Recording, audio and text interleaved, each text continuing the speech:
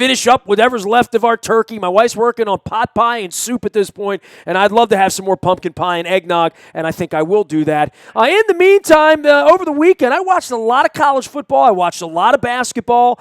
Certainly watched the Terps play football and basketball, as well as some hockey. Tim Strachan is the radio color analyst for all things Maryland football. He has seen the good, the bad, and the ugly, and much like everybody else that's associated with the Terps program, very happy that they are bowl eligible for lots of reasons. And I don't want to say I poo-pooed it last week, Tim, but 6-6 is 6-6, and we saw what they looked like against the upper echelon teams. But this is a good thing for DJ Durkin, a good thing for the program, and certainly a good thing for next year's team, right? Well, look, it's an incredible thing for DJ Durkin. First of all, in his first season, he gets the team bowl eligible after a 3-9 season, doubling the win total from a year before. I mean, all that sounds great, and I think I forgot what it was I was reading, but somebody said, and I agree with it, 4 years from now, no one's going to remember whether they went to the Quick Lane, bowl in Detroit in 2016. Hopefully, by that point, he can say, "I've taken a team to a bowl game every single year." And so for DJ, this is huge. For the kids, it's great because if you're a senior, you get to extend your senior season for one more game. For the younger kids, they get 15 extra practices. They get one more game experience. Again, the season's prolonged. If they didn't win on Saturday against Rutgers, the season's over. You don't put a uniform on again until the spring. So it is big if you're inside that building and you're trying to build something there. For fans, a lot of people saying, look, they don't deserve it. They got crushed by the good teams. They beat the Patsies. Look, don't get mad at Maryland for meeting the criteria to make it to a bowl game. Support these kids and hope they do well and enjoy watching this program get pointed in the right direction. All right, well, pointed in the right direction sounded good right on up until, let's say, Indiana, right? I mean, and the injuries came, and the quarterbacking situation came, and will likely, and, everything else, a lot of things really went wrong this year from where you would have liked to have thought it was going in August, where it looked like it was going after the Purdue game. October really presented some challenges for the Terps, just physically and getting the right guys on the field. And more than that, this will be for Durkin to show they need more depth down in College Park, right? Exactly. You took the words right out of my mouth. When you have a program exactly where you want it, and it doesn't always have to be a national contending program, but a program in a situation where you feel comfortable where it is and that it's going to perform each and every single week. You can deal with injuries.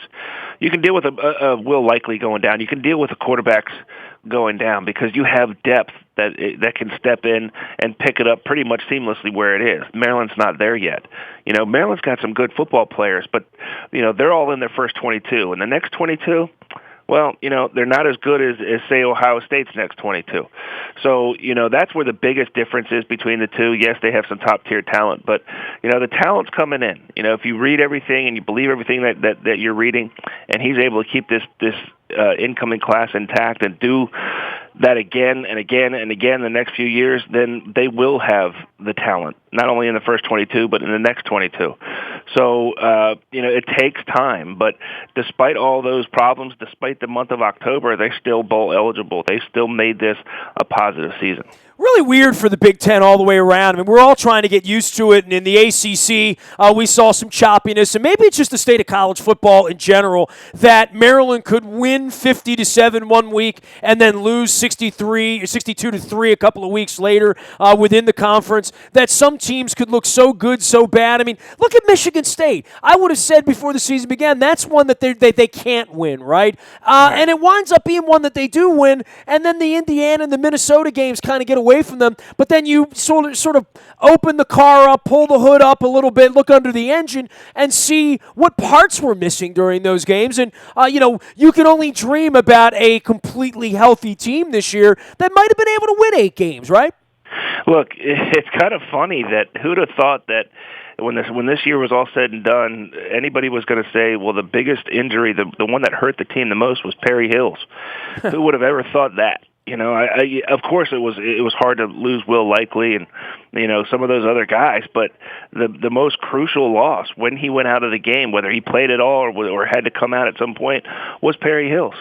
I think I'm be more than happy to sit here and argue with anybody that if Perry Hills was fully healthy for that Minnesota game, Maryland wins that game.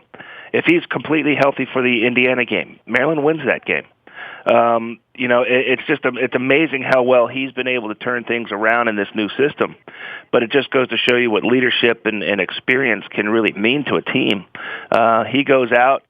Rowe came in a couple times, tried to do what he could do. He was still Caleb Rowe, and then you go to true freshmen like Piggy and Max Bortenschlager, who I thought played a tough game. He played a pretty good game. Nobody else around him really picked it up, and were able to raise their level of their game for the true freshmen.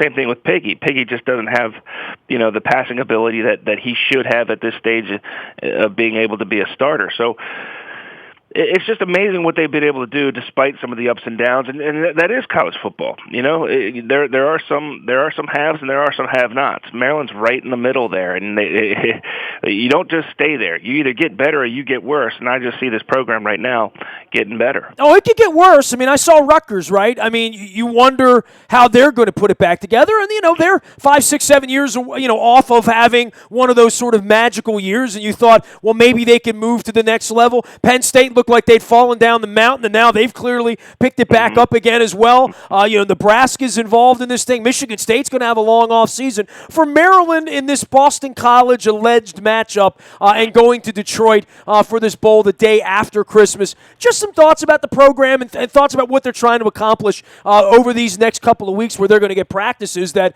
a lot of other places in the Big Ten, they're not going to be practicing at Rutgers, right? It's funny. I mean, you want to go to a great destination. You want to go to a place where it's warm and it's nice and they got beaches and girls in bikinis and stuff like that. Everybody wants that, right? But if you're a coach in particular, you don't care where you go. Because a bowl game, all it really matters is 15 more practices and one more game to get your program better. But San Diego's infinitely better than Detroit. I've been to both of these places. It's a huge, regardless of what the bowl game is, it's a huge advantage for a program to have that 15 practices and that extra game. Now, I personally don't think that going to Detroit the day after Christmas is any kind of reward whatsoever. I know people are trying to get out of Detroit from what I've heard. Look, they got eggnog there, so it's not all that bad. Correct. But, hey, listen, I think it would be really cool to go up against an ACC foe, somebody that was from our former conference. I think that would be fun. I think the Boston College matchup would be a fairly even matchup. I don't think it's going to be a blowout either way. So it'd be fun. I think we have to just take the wait back, sit back and wait and see kind of approach and see what happens. I've also heard Pinstripe Bowl maybe a possibility. That would be really cool. Maybe Dallas, but who knows what's going to happen when all this stuff shakes out. All right, well, we'll be watching and certainly paying attention, and I guess all of our thoughts turn now to the basketball program, right? I mean, as much as the football effort's been a little choppy, and certainly there was some prosperity early in the season in beating Michigan State, the basketball team has really shown some tenacity down the stretch in games that previously they might have lost, and certainly Melo Trimble here in the early going, establishing himself as one of the best players in the country, and Maryland's blessed to have him at this point. Well, he doesn't need to establish himself. He's already established. He proved that his freshman year. So he just needs to rebound from what was considered a down year last year. This team's fun to watch. I love the fact they've got some youth in there. My blood pressure's great, but after a Maryland game, man, it shoots up because they certainly don't make it easy. They've had some tough games. They've pulled out some tough games. Melo, when he wants to take it over, takes it over. The kid that really impresses me the most is Kevin Herter. Herter, absolutely. This kid, I mean, and it's not just because he's lighting it up from three or anything like that. He's driving, he's penetrating, he's kicking it out, he's getting assists, he's getting rebounds, he's playing good defense. I mean, for a freshman to come in there and be that sort of guy that does it all, I'm looking forward to seeing this kid grow up on the court. I really am, and they still have time to gel and still have time to find a rhythm. I don't think they've really found it yet, so it's going to be really fun and interesting to watch what Turgeon does with this team and how they progress throughout this season. You can follow his journey out on Twitter at T13Strachan. That's STRACHAN. He is the longtime radio color analyst for all things Terps football. We're talking a little basketball with Tim now as well. I would say this from football year to year, you know which players are coming back. With basketball, it was always that way for most of my lifetime with the Terps. This last year's model of, Stone and Carter and Suleiman and guys that are going to stay 10 minutes and be gone at the end of the season, the sort of the Stevie Francis role that we remember from almost 20 years ago now as well. This particular group of basketball players, they're such a young group, and it's so different than last year. It took me a couple of games. I mean, the Georgetown game, I'm just trying to figure out who is who. Certainly on Friday and Saturday night, late into the night at the Barclays, in the Richmond game, it looked like they were going to lose. Kansas State game, you were almost sure they were going to lose. They wound up winning them both. But you really get to know some of these younger players, see what they look like, and realize, I'll be able to watch these guys in 2017 and 18. Yeah. They're going to be here for a couple of years. I think that is, and I had Bino Ranson on earlier this week as well. I think that's part of the exciting thing about this version of the Turtles. I think you're right. I don't think Turgeon's not going to go after those guys that may be one and done, but I think you got to also get the right guys, to go one and done. I just think the personalities from last year's team clashed. That's not Turgeon's fault. If kids are going to act like kids and cause some problems, then you can do whatever you can. But I think that's what ultimately submarined last year's team. Just too many egos in only one basketball. But this year, you're right. I think that the freshmen that we have are going to stick around for a little bit longer than a year. I think it's going to be a lot of fun. I think when they start to hit their stride and hit their rhythm and know each other even better than they do now, this team's going to be pretty darn good. I love the fact that Checo's coming on in the paint. I think if he can really be a force, this team can go pretty far, maybe even farther than last year's team. But it's still early in the season. They're struggling with teams that aren't even close to being ranked. But the parity in basketball is so much better than what we were just talking about in football. In basketball, it doesn't matter if you're 25th or you're 100 and something. They still have a chance to win a basketball game. So it's going to be fun. I'm looking forward to it, and I agree with you. These kids that are freshmen now playing really well and contributing right away, we're going to see them for a little while. All right, man. Well, make sure you got your gloves and your scarf and all that nonsense you're going to need to pack to be in Detroit at the end of the month. You imagine Johnny Holiday in a Speedo in Detroit? You get that action more often than the rest of us. Give Johnny my best. I gotta grab him as well. He did me a nice turn for our DC charity march for Marrow down there. What we're doing with the DKMS and the Bone Marrow Registry. Johnny Holiday, one of the real good dudes. You're blessed to work with him. You know that, He's right? He's a good man. I am. No, I am. I can remember the day I met him when I was like knee high in the Safeway in Kensington, and learning that he was on TV and radio. And now I consider him one of my best friends. It's pretty awesome. Yeah, man. Well, we'll be watching and listening and waiting for the Terps Bowl eligibility to continue on as we watch Army and Navy, and we'll see all these conference championship games this week. Just a good year all the way around in the Big Ten, right? I mean, for Maryland to move into the Big Ten and say it's a football conference and all that, it's a football conference. And I think if you watch Michigan and Ohio State the other day, you got a little smell of what it could be like if they can recruit and win, right? Don't tell my wife, who's a Penn State alum, but I have a feeling that Wisconsin can beat Penn State. They can get into the top four, and then Ohio State leaps back in. There'll be two teams from the Big Ten in the top four.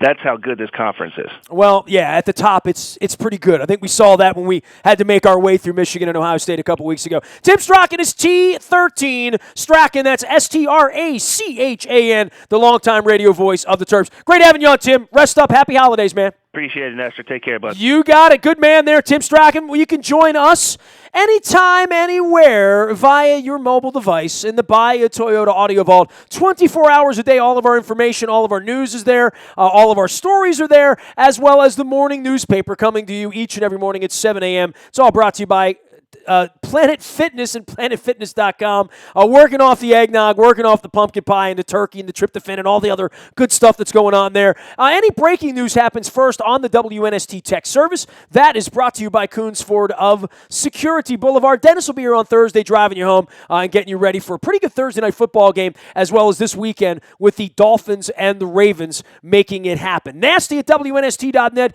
finds me. I'm on Facebook, Twitter, LinkedIn, Snapchat, Instagram, and out in the community this week. We're at Buffalo Wild Wings in Owings Mills every Monday night doing the best seat in the house with fully loaded transportation and a $100 gift card, as well as our Blazing Wing Eating Challenge, continuing on for a few more weeks at Buffalo Wild Wings in Owings Mills. Wednesday night, we're going to be at Christopher Daniel in Timonium. First time there in a long time. We got Zach Orr coming with us, as well as Anthony Levine from the special teams. We're trying to get him to the Pro Bowl. We're going to have some fun with him. He's a fun guy. Wednesday night, Timonium, Christopher Daniel will be swabbing for the bone marrow registry. Show starts at 7:30. Thursday night, we move the party up to Carroll County, up to Greenmount Station in Hampstead, bringing Dennis Pitta back out there amongst all the Christmas trees and the pretty lights as we make our drive up from Owings Mills. That'll be in Carroll County at Greenmount Station with fried crab cakes.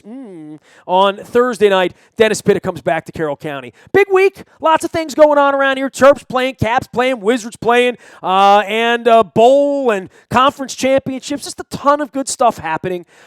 We are WNST.net, AM 1570, and WNST Towson, Baltimore, and we never stop talking Baltimore sports.